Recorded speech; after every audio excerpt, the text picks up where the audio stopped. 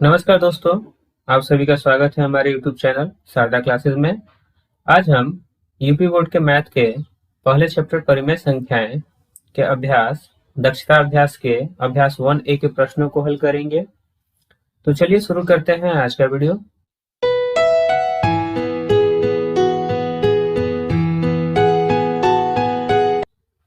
हमारा पहला क्वेश्चन है, निम्नांकित को सरल करके परिमेय संख्याएं प्राप्त कीजिए। यहाँ हमें कुछ प्रश्न दिए गए हैं, अब इन्हें हमें हल कर परिमेय संख्याएं ज्ञात करना है। तो पहला प्रश्न है -2/3 प्लस -4/5 -6/7। ठीक, यहाँ एक बार प्लस है और एक बार माइनस है, तो हम इन तीनों की क्रिया एक साथ कर सकते हैं। अब देखिए यहाँ हमारा हर में 3 है, 5 है और 7 है। ये तीनों अभाज्य संख्याएं हैं। 3, 5 और 7 तीनों अभाज्य संख्या हैं, इसलिए इसका लॉसा ज्ञात करने के लिए हमें इन्हें गुना करना होगा आपस में। जब हम इन्हें आपस में गुना करेंगे तो यह हमें 15 सत्ते 105, देखिए 3 पचे 15 और 15 सत्ते 105 के रूप में प्राप्त होगा। तो यहाँ हमारा लॉसा 105 हो गया। अब हम इस हर से 105 को भाग करेंगे, तो जब हम 3 से 105 में भाग करेंगे तो यह हमें 7 पचे 35 बार में भाग लगेगा। ठीक है, देखिए 3 से भाग करना है तो 5 और 7 का गुना जो होगा वही हमारा भागफल होगा। तो 5 सत्ते 35 और 35 में हम 2 का गुना करेंगे तो 70 हो जाएगा। अब यह माइनस है तो हम यहाँ माइनस लिखेंगे। अब देखिए यहाँ प्लस है और यहाँ माइनस है, तो जब हम प्लस और माइनस की क्रिया करेंगे तो प्लस माइनस माइनस हो जाएगा। अब 5 से हम इसके हर में भाग करेंगे, तो देखिए 5 को छोड़कर 3 और 7 का गुना करेंगे तो 3 सत्ते 21, और अब 21 का गुना हम 4 में करेंगे तो 21 चौके 84। ठीक है, फिर यहाँ माइनस है तो माइनस लिख लेंगे। अब 7 से भाग करेंगे 105 में, तो 7 से भाग करेंगे तो क्या होगा, 5 सत्तिया 15 बार में भाग लगेगा। अब 15 का गुना 6 में करेंगे तो 15 छके 90 प्राप्त होगा। ठीक है, अब देखिए यहाँ तीनों में माइनस का चिन्ह लगा हुआ है तीनों के पहले, तो इसका मतलब है कि हमें इन तीनों संख्याओं को आपस में जोड़ना होगा और इसका चिन्ह जो होगा वो माइनस होगा, तो माइनस चिन्ह लिख लेंगे और इन्हें आपस में जोड़ेंगे तो ये हमें 244/105 के रूप में प्राप्त होगा। ठीक है, इस प्रकार हमारा आंसर -244/105 होगा। अब हम क्वेश्चन नंबर 2 को देखेंगे। दूसरा क्वेश्चन है 2/-3 प्लस 1/4। अब यह हमारी बड़ी कोष्टक में है, बड़े ब्रैकेट में है, भाग 2। ठीक, तो यहाँ सबसे पहले हम इस बड़े वाले ब्रैकेट के बीच की क्रिया को करेंगे और उसके बाद जो इसका उत्तर आएगा उसे हम 2 से भाग करेंगे।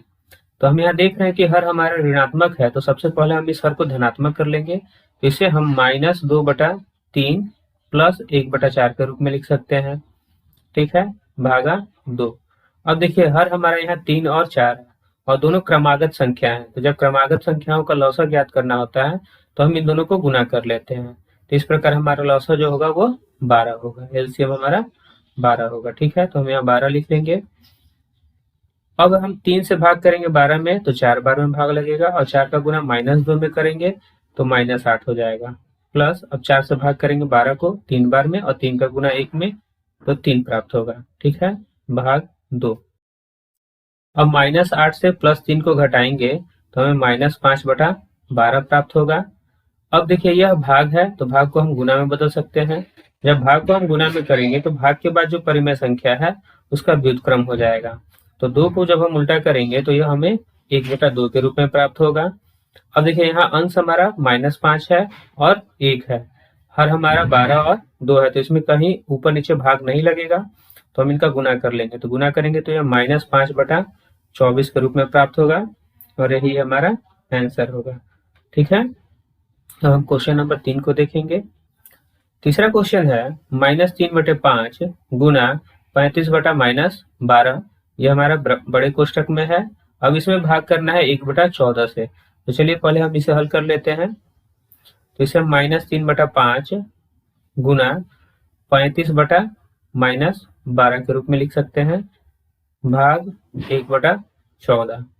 अब देखिए हम यहाँ जब गुना करेंगे तो इसे लिख सकते हैं -3 गुना 35 बटा 5 गुना -12।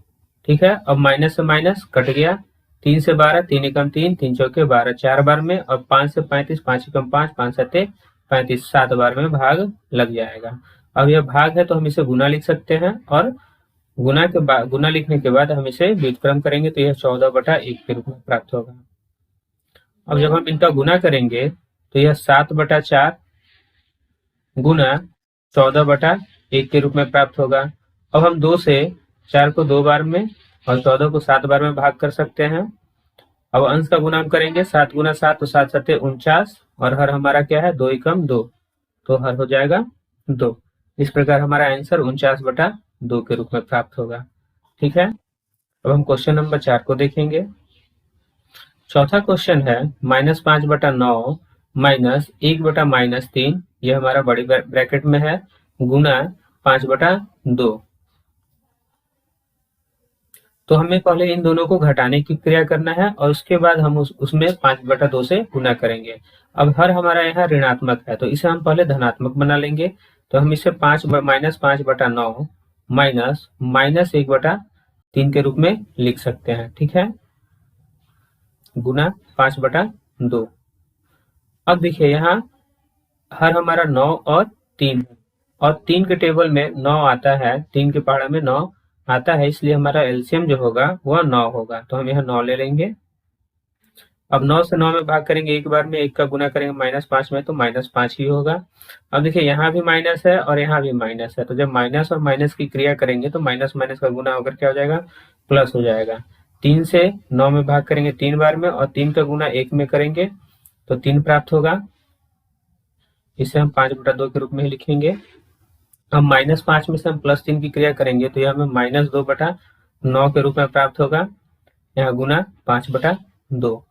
अब 2 से 2 एक बार में भाग लग जाएगा, और 5 और 9 में भाग नहीं लगेगा, तो हम इसे गुना करेंगे तो हमें -5/9 के रूप में प्राप्त होगा, और यही हमारा आंसर होगा। ठीक है, अब हम क्वेश्चन नंबर 2 को देखेंगे। क्वेश्चन नंबर 2 है -12/7 और 13/5 के योगफल में उनके अंतर से गुना कीजिए। मतलब कह रहा है कि सबसे पहले इन दोनों परिमेय संख्याओं को जोड़िए, योग करिए, उसके बाद फिर इन दोनों परिमेय संख्याओं का अंतर करिए, और जो उत्तर आएगा उसमें उन दोनों को आपस में गुना करिए। तो सबसे पहले हम योग ज्ञात कर लेते हैं। तो -12/7 है, इसमें हमें जोड़ना है 13/5 को। तो देखिए ये दोनों क्या है, अभाज्य संख्या है, इसका मतलब इसका लौसा हमें इनका गुना करने पर प्राप्त होगा। तो 5 सत्ते 35। अब 7 से 35 में भाग करेंगे 5 बार में, और 5 का गुना -12 में करेंगे तो -60 प्राप्त होगा, प्लस अब 5 से 7 35 में भाग करेंगे 7 बार में, और 7 का गुना 13 में करेंगे तो 13 सत्ते 91, प्लस 91 प्राप्त होगा। अब जब हम +91 में से 60 को घटाएंगे, क्योंकि यहाँ प्लस है और माइनस है, तो प्लस माइनस में माइनस की क्रिया होती है, और बड़े वाले से छोटे वाले को घटाते हैं, तो इस प्रकार हमें 31 प्राप्त होगा। अब बड़े वाले की जो चिन्ह है वो प्लस है, इसलिए हम यहाँ प्लस नहीं लिखेंगे। 31/35 यह हमारा योग प्राप्त हुआ। अब हम इनका अंतर ज्ञात करेंगे। तो अंतर में देखिए ये पहले -12/7 है और 13/5 है, तो -12/7 में से हम 13/5 को घटाएंगे। योग में तो हमारा क्रम बदल जाएगा, तो उत्तर में अंतर नहीं आएगा, परंतु अंतर मतलब घटाने में यदि उनका क्रम बदल जाएगा तो हमारा अलग उत्तर आएगा। इसलिए हम सावधानी से -12/7 में से 13/5 को घटाएंगे। फिर हमारा यहाँ एलसीएम 35। ठीक है, और ऊपर हमारा जो जिस प्रकार 7 से 5 को भाग करेंगे 35 को 5 बार में, और यह -60 -91 के रूप में प्राप्त होगा। दोनों में माइनस है तो दोनों आपस में जुड़ जाएंगे, और यह -151/35 के रूप में प्राप्त होगा। ठीक है, तो ये हमारा अंतर हुआ। अब हमें इन दोनों का क्या करना है, गुना करना है। तो अब हम दोनों का गुना करेंगे। गुना हमें ये जो योग और अंतर प्राप्त हुए हैं उनका करना है। तो हम यहाँ करेंगे 31/35 गुना -151/35। ठीक है, वो हम इसे लिख सकते हैं 31 गुना -151/35 गुना 35। अब अंश और हर में हमारा भाग नहीं लगेगा, तो हम इनका गुना कर लेंगे। जब हम अंश और अंश का गुना करेंगे तो यह -4681 बटा 35 और 35 का गुना करेंगे तो 35 का स्क्वायर 1225 होता है। तो इस प्रकार हमारा आंसर -4681 बटा 1225 के रूप में प्राप्त होगा। ठीक है, अब हम क्वेश्चन नंबर 3 को देखेंगे। तीसरा नंबर क्वेश्चन है 1/-2 और -3/7 की योगफल में उनके गुणनफल से भाग दीजिए। मतलब पहले योग करना है, फिर उनका गुना करना है और तब जो उत्तर आएगा उसमें भाग करना है। तो सबसे पहले हम योगफल ज्ञात कर ले। तो योगफल हमारा 1/-2 प्लस -3/7 है। अब देखिए यहाँ हर हमारा क्या है, ऋणात्मक है, तो सबसे पहले हम हर को धनात्मक कर लेंगे। तो -1/2 प्लस -3/7 लिखेंगे। अब हम इन दोनों का गुना कर लसाअ प्राप्त करेंगे, तो हमारा लसाअ 14 होगा। अब 14 में हम 2 से भाग करेंगे तो 7 बार में, और 7 का गुना -1 में करेंगे तो -7 प्राप्त होगा। ठीक है, अब देखिए यहाँ प्लस है और यहाँ माइनस है, तो प्लस माइनस की क्रिया जब होगी तो माइनस होगा। अब 7 से 14 में हम 2 बार में भाग करेंगे और 2 का गुना हम 3 में करेंगे तो 6 बार में 6 प्राप्त होगा। अब हम इन दोनों में माइनस है तो दोनों को जोड़ देंगे, तो -6 7 13 -13/14 के रूप में प्राप्त होगा। अब हम इनका गुणनफल प्राप्त करेंगे। तो गुणनफल 1/-2 गुना -3/7। ठीक है, अब देखिए यहाँ माइनस है और ये माइनस है, तो दोनों माइनस माइनस कट के क्या हो जाएगा, प्लस हो जाएगा। अब इनके अंश का हम गुना करेंगे तो 3 और हर का गुना करेंगे तो 7 दूनी 14, तो 3/14 के रूप में हमें गुणनफल प्राप्त होगा। अब हमें इसमें भाग करना है। ठीक, भाग किसको करना है, योग में उनके गुणनफल से। तो जो योग है हमारा -13/14, इस योग में हम इनके गुणनफल जो 3/14 है उससे भाग करेंगे। ठीक है, तो हम इसे लिख सकते हैं -13/14। अब भाग हमारा गुना में बदल जाएगा, गुना 14/3। ये गुना के भाग को गुना में बदलने के बाद हम इसकी परिमेय संख्या का व्युत्क्रम कर लेते हैं। 14 से 14 में एक बार में भाग लग जाएगा और इसके बाद इनमें भाग नहीं लगेगा, तो यह -13/3 के रूप में हमें आंसर प्राप्त होगा। ठीक है, यही हमारा आंसर है। अब हम क्वेश्चन नंबर 4 को देखेंगे। चौथा क्वेश्चन है, अपनी अभ्यास पुस्तिका में निम्नांकित कथनों के आगे सत्य असत्य अंकित करिए। ठीक है, तो यहाँ हमें कुछ कथन दिए गए हैं। अब हमें यह बताना है कि इनमें से कौन सा कथन सत्य है और कौन सा कथन असत्य। पहला है 1/a का गुणात्मक प्रतिलोम a है यदि a का मान 0 नहीं हो। तो हम जानते हैं कि किसी भी दो संख्याओं को जब हम आपस में गुना करते हैं तो उनका गुणनफल 1 होता है। ठीक है, गुना करने पर हमारा आंसर 1 आना चाहिए। ठीक है, तो देखिए जब हम a से a को काटेंगे तो क्या प्राप्त होगा, 1 प्राप्त होगा। तो दो संख्याओं को गुना करने पर उनका योग गुणनफल क्या हो रहा है, 1 हो रहा है। तो इस प्रकार a/a का गुणात्मक प्रतिलोम a है। ठीक है, अब कह रहा है a का मान 0 नहीं होना चाहिए। यदि 0 होगा तो क्या होगा, तो हम a की जगह पे क्या लिख सकते हैं, 0 लिख सकते हैं। गुना 0 लिखेंगे तो जब हम इन दोनों का गुना करेंगे तो 0 और 1 का गुना करेंगे तो 0/0, इसका मतलब क्या प्राप्त हुआ, 0 प्राप्त हुआ। तो गुणात्मक प्रतिलोम में हमें 1 प्राप्त होना चाहिए और हमें यहाँ क्या प्राप्त हो रहा है, 0 प्राप्त हो रहा है। इसलिए a की वैल्यू 0 नहीं हो सकती। तो इस प्रकार ये कथन हमारा सत्य है। ठीक है, दूसरा नंबर है ऋणात्मक परिमेय संख्या का योगात्मक प्रतिलोम धनात्मक परिमेय संख्या नहीं होता है।